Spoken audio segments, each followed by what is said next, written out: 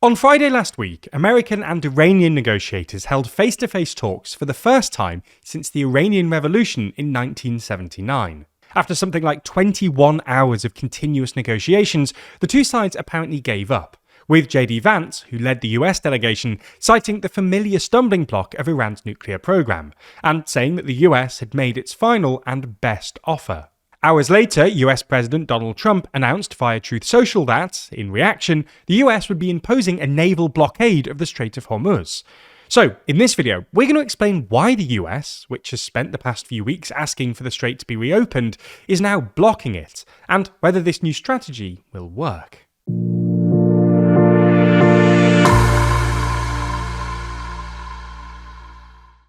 Explore which world leaders are winning and which are losing every week with our podcast, The World Leader Leaderboard. Find it over on the TLDR podcast YouTube channel or in your favourite podcast app. So let's start by explaining what Trump's new plan actually involves. Broadly speaking, there seem to be three parts to it. First, and most obviously, a blockade of the Strait of Hormuz. In his original Truth Social post announcing the blockade, Trump seemed to imply that the blockade would apply to all ships going in or out of the strait.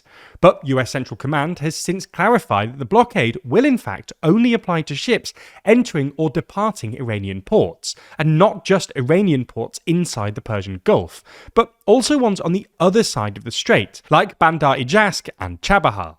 In this sense, the blockade is probably better construed as a blockade of Iran rather than of the Strait of Hormuz. Anyway, the second part of the plan is that, at least according to Trump's Truth Social post, the US Navy is going to seat and interdict any ships that pay a toll to Iran to pass through the strait, including apparently ships that have already paid the toll.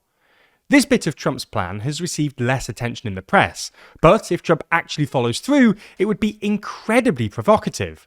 This would mean the US Navy chasing down tankers, most of which are now days into their journeys out of the strait, and stopping them from delivering oil to importing countries, many of which are already facing fuel shortages.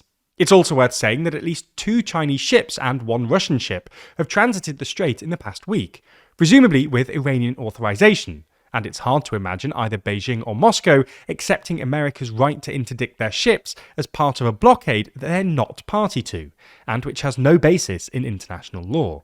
Finally, the third bit of the plan involves clearing the Strait of Hormuz of mines.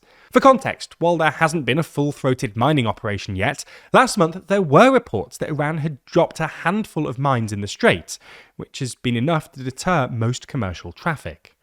Trump has since claimed in an interview with Fox News that other countries like the UK will also be involved in the mine clearing operation, but no other countries have confirmed this, and the UK specifically has denied these reports.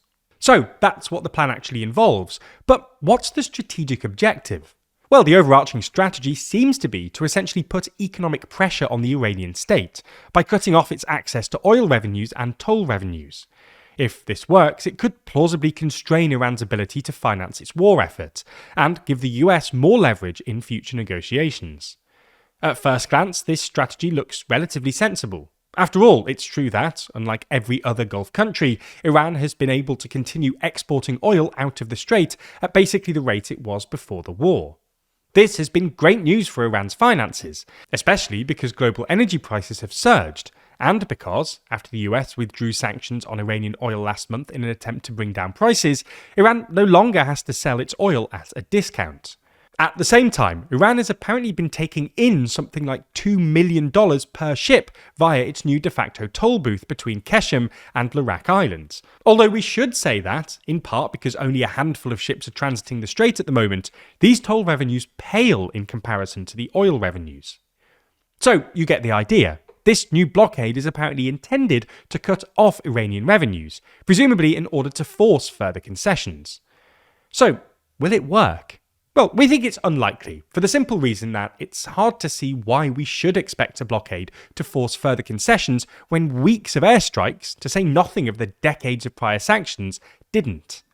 Conversely, an embargo will mean zero oil, gas, or anything else coming out of the Strait of Hormuz, which will mean even higher global oil prices and even more dysfunction in the global economy.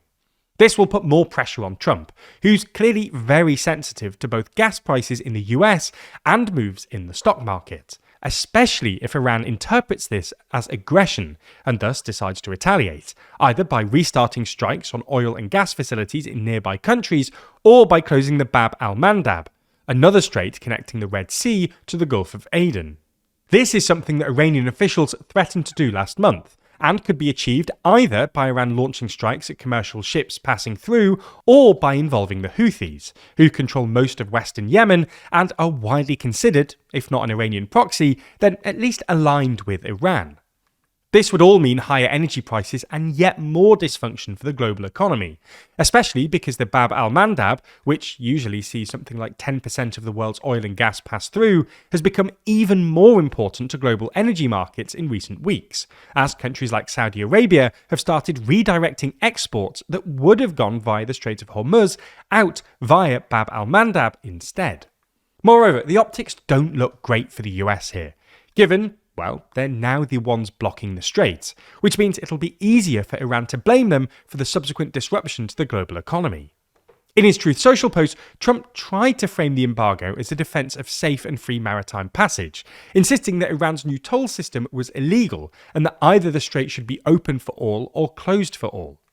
To be fair, most other countries agree with this argument, and you could maybe imagine a world in which, if it was framed in these terms and organised in advance, the blockade could have been an international effort, led by the US, but supported by other countries similarly opposed to the idea of a toll.